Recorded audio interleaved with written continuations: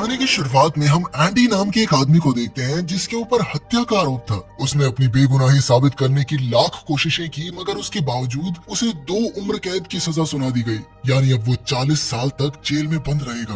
अपनी इसी सजा के चलते उसे शॉशैंक जेल में भेज दिया गया, जिसे पूरे देश में एक बहुत ही खतरनाक जेल माना जाता था। उधर जेल में रेड नाम के एक खूनी का इंटरव्यू चल रहा था, जिसके हिसाब से ये तय किया जाएगा कि उसे बेल मिलेगी या नहीं। अभी तक रेड उस जेल में 20 साल गुजार चुका था और अपनी पूरी कोशिशों के बाद भी उसे आज तक बेल नहीं मिली थी, जिसके बाद वो वापस अपनी जेल की जिंदगी जीने के लिए तैयार था। उसी वक्त जेल में कुछ नए कैदियों को लाया गया, जिनमें एंडी भी मौजूद था। उन नए कैदियों को देखते हुए सभी कैदियों ने ये शर्त लगाना शुरू कर दिया कि आखिर इनमें से कौन सबसे पहले रोएगा, जिस पर रेड ने अपने पैसे एंडी के ऊपर लगाए। पर उस रात एंडी की बजाय एक दूसरा कैदी जोर जोर से रोने लग गया, जिसकी आवाज सुनते ही कैप्टन हेडली अपने साथियों के साथ तुरंत ही वहां पहुंच गया। असल में हेडली को कैदियों को पीटने में बहुत मजा आता था और उसने उस रात बड़ी बेरहमी से उस कैदी को कई घंटों तक पीटा। अगली सुबह सभी कैदियों को ये खबर मिली कि हेडली की मार के चलते उस कैदी ने अपनी जान ही गंवा दी। कुछ दिनों बाद एंडी को ये पता चल गया कि रेड बाहर का सामान जेल के अंदर ला सकता था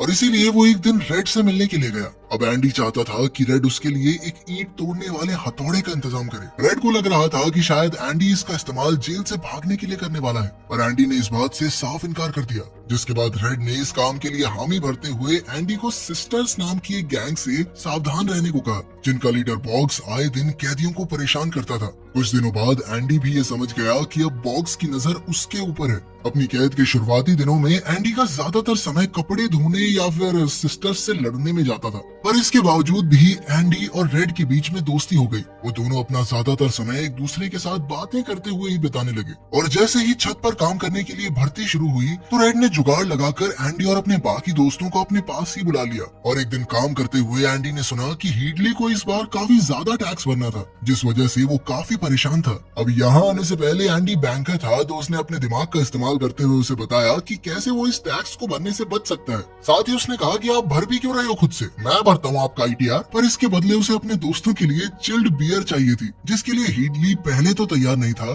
पर एंडी के तेज दिमाग को देखते हुए वो मान ही गया। समय के साथ साथ एंडी ने जेल में अपनी पकड़ काफी मजबूत बना ली। कुछ समय बाद वो रेड के पास एक और अजीब सी डिमांड लेकर पहुंचा और इस बार उसे रीटा हेवर्थ नाम की एक्ट्रेस के पोस्टर चाहिए थे, जिसके लिए रेड तुरंत ही तैयार हो गया। अगले दिन सिस्टर्स ग्रुप ने एक बार फिर से एंडी के ऊपर हमला कर दिया, पर इस बार एंडी ने डरने की बजाय बॉक्स को धमकी देना शुरू कर दिया, जिससे बॉक्स और उसके साथी दोनों ही डर गए। पर एंडी को छोड़ने से पहले उन्होंने उसे काफी पीटा, जिसके चलते बॉक्स को 1 महीने के लिए अकेले अंधेरे कमरे में बंद कर दिया गया। और जैसे ही वो बाहर निकला तो हेडली ने उस पर इतना भयंकर हमला किया कि बॉक्स हमेशा के लिए अपाहिज हो गया। उधर जब एंडी जेल हॉस्पिटल से वापस आया तो रेड और उसके साथियों ने उसे कुछ पत्थर और उसी एक्ट्रेस रीटा का पोस्टर तोहफे में दिया। उधर जेल वार्डन सैमुअल को भी एंडी के तेज दिमाग के बारे में पता चल गया और एक दिन छानबीन के बहाने वो एंडी से मिलने के लिए आया, जो उस वक्त बाइबल पढ़ रहा था। ये देखकर सैमुअल काफी खुश था और छानबीन के दौरान भी कुछ नहीं मिला, जिसके बाद सैमुअल चुपचाप वहाँ से चला गया।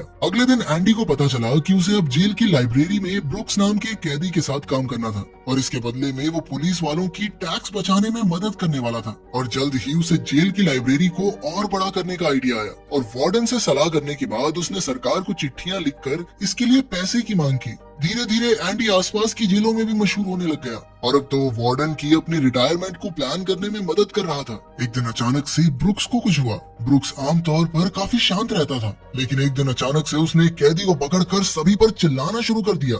एक बार तो सब हैरान हो गए, लेकिन फिर उन्हें समझ आया कि असल में ब्रुक्स की सजा का समय खत्म हो रहा है और अपनी जिंदगी के 50 साल जेल में बिताने के बाद उसे बाहरी दुनिया में जाने से डर लग रहा था। ब्रुक्स को समझाने के बाद एंडी ने इस हादसे के बारे में रेड को बताया, तो उसका कहना था कि ये जेल की दीवारें बहुत ही अजीब होती हैं, जो शुरुआत में तो काटने को दौड़ती हैं, पर बाद में कैदी खुद ही इन पर निर्भर हो जाते हैं। उधर कुछ दिनों बाद ब्रुक्स को जेल से आजाद कर दिया गया, पर बाहर आने के बावजूद भी वो जेल को भुला ही नहीं पा रहा था और अब उसे ये बाहरी दुनिया बहुत ज्यादा ही तेज लग रही थी, जिसमें ढलना उसके लिए बहुत ज्यादा मुश्किल था। पर उसने फिर भी एक दुकान में नौकरी करने की कोशिश की, पर वहाँ भी वो लोगों के बर्ताव को समझ नहीं पा रहा था, जिसके चलते उसकी परेशानियां बढ़ती ही जा रही थी। और फिर एक दिन ब्रुक्स इस बदलाव को और नहीं सह पाया उधर एंडी को जेल में 6 साल बीत गए थे और एक दिन उसकी लिखी हुई चिट्ठियों के चलते जेल को आखिरकार अपनी लाइब्रेरी बड़ी करने के लिए पैसे भी मिले और साथ ही उन्हें कुछ पुरानी किताबें और पोस्टर्स भी दिए गए, जिनको देखते हुए एंडी की नजर एक बहुत ही मशहूर गाने की सीडी पर पड़ी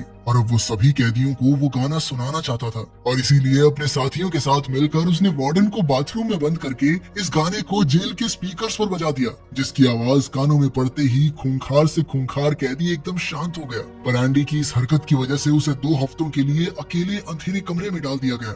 उधर जेल में अपने 30 साल पूरे करने के बाद रेड एक बार फिर से अपने पैरोल के इंटरव्यू के लिए गया, लेकिन हर बार की तरह उसकी ये कोशिश भी नाकामयाब रही और उसके इस मूड को ठीक करने के लिए एंडी ने उसे एक पोस्टर तोहफे में दिया। सरकार ने अब लाइब्रेरी का बजट कई गुना बढ़ा दिया था, जिसे एंडी काफी अच्छे से इस्तेमाल करके एक बेहतरीन लाइब्रेरी बनाना चाहता था, जिसका नाम वो अपने साथी ब्रुक्स के नाम पर रखने वाला था। अब एंडी ने बाकी कैदियों को भी पढ़ाना लिखाना शुरू कर दिया था, ताकि जेल से निकलने के बाद उन सभी के पास अच्छी नौकरियां हों। वहीं दूसरी ओर वार्डन सैमुअल एंडी के दिमाग का फायदा उठाकर दिन पर दिन और अमीर होता जा रहा था। साथ ही उसने कैदियों का इस्तेमाल लेबर की तरह भी करना शुरू कर दिया था। इधर सैमुअल के काले पैसे को छुपाने के लिए एंडी ने अलग अलग बैंक्स में खाते खोले थे और ये सारे खाते रैंडेल नाम के एक आदमी के थे, जो असलियत में कोई था ही नहीं। ऐसा इसलिए किया गया था ताकि अगर पुलिस छानबीन भी करे तो उन्हें रैंडील पर शक हो, ना कि वार्डन पर। कुछ सालों बाद टोनी नाम का एक कैदी सिर्फ 2 साल की सजा काटने के लिए जेल में आया। टोनी बहुत ही हंसमुख स्वभाव का था, जिसके चलते वो बहुत ही जल्द एंडी और रेड का दोस्त बन गया और एक दिन टोनी ने एंडी से अपनी हाई स्कूल डिग्री पूरी करने के लिए मदद मांगी, जिसके लिए एंडी तुरंत ही तैयार हो गया और कई महीनों तक मेहनत करने के बाद आखिरकार टोनी अपने एग्जाम के लिए बिल्कुल तैयार था। पर एग्जाम के बीच में ही उसे गुस्सा आ गया और उसने अपनी आंसर शीट डस्टबिन में फेंक दी। पर एंडी ने इसके बावजूद भी उस आंसर शीट को निकाला और एजुकेशन बोर्ड को भेज दिया। एग्जाम के बाद बातचीत के दौरान टोनी ने बताया कि एक दूसरी जेल में उसे एक आदमी मिला था, जिसने एक गोल्फर और उसकी प्रेमिका की हत्या का सारा इल्जाम एक मासूम बैंकर पर डाल दिया था। उसकी ये बात सुनते ही एंडी समझ गया कि इस हादसे का मासूम बैंकर कोई और नहीं बल्कि वो खुद था। एंडी ने तुरंत ही वार्डन के पास जाकर अपने लिए एक नए ट्रायल की मांग की, जिसमें वो चाहता था कि टोनी को एक गवाह बनाया जाए। और सैमुअल को डर लगा कि अगर ये बाहर चला गया तो मेरा फायदा कौन करेगा, और इसीलिए उसने इसके लिए साफ इनकार कर दिया और साथ ही उसने एंडी को एक अंधेरे कमरे में 1 महीने के लिए बंद कर दिया। कुछ दिनों बाद टोनी को उसकी हाई स्कूल डिग्री भी मिल गई, जिसके बाद उसे जेल से बाहर ले जाया गया, जहां हीडली ने उसे जान से मार दिया ताकि वो एंडी की मदद ना कर सके।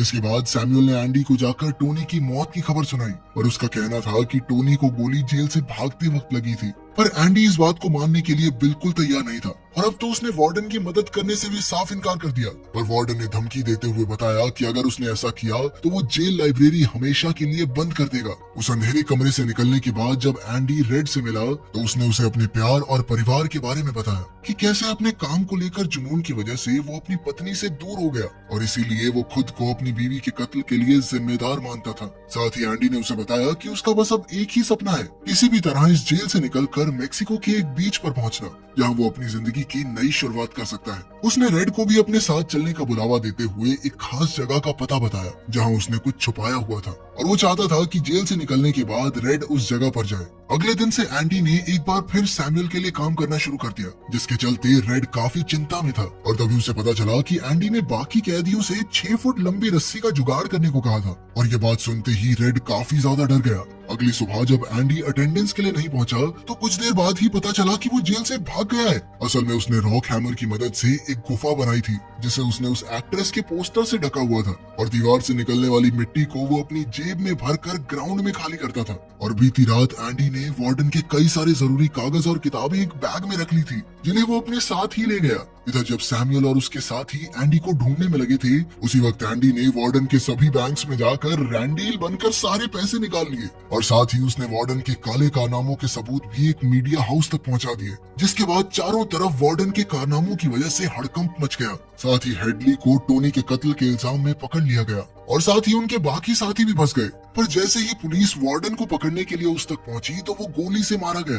खैर कुछ समय बाद रेड को एक पोस्ट कार्ड मिला जो उसके पुराने दोस्त एंडी ने ही भेजा था, जिसका मतलब था कि वो आखिरकार मेक्सिको के बीच पर पहुंच ही गया। ये देखकर रेड काफी खुश था, पर साथ ही उसे अपने दोस्त की याद भी आ रही थी। कुछ समय बाद एक बार फिर से रेड के पैरोल का इंटरव्यू था और इस बार उसने किसी को भी खुश करने की कोशिश नहीं की, बल्कि उसने अपने किए पर पछतावा जाहिर किया। उसकी सच्चाई और ईमानदारी को देखते हुए आखिरकार उसे पैरोल पर छोड़ दिया गया। जेल से निकलने के बाद वो उसी कमरे में रुका जहाँ एक बार ब्रुक्स रुका था और उसने भी उसी दुकान में काम किया जिसमें ब्रुक्स काम करता था। और ठीक अपने दोस्त की तरह वो भी बाहरी दुनिया में ढल नहीं पा रहा था और इसीलिए उसने वापस जेल जाने के बारे में सोचा। पर हर बार उसे एंडी की याद आ जाती थी और इसीलिए वो एंडी की बताई हुई उस खास जगह पर पहुंचा जहां उसे एक डब्बे में कुछ पैसे और एंडी तक पहुंचने का रास्ता भी मिला। अपने दोस्त के पास जाने से पहले रेड ने उस कमरे की दीवार पर ब्रुक्स के साथ साथ अपना भी नाम लिख दिया और अपनी सारी परेशानियों को पीछे छोड़ते हुए आखिरकार रेड भी अपने दोस्त के पास पहुंच ही गया। क्या आपकी जिंदगी में भी ऐसा कोई खास दोस्त है जो हर परेशानी में आपका साथ दे?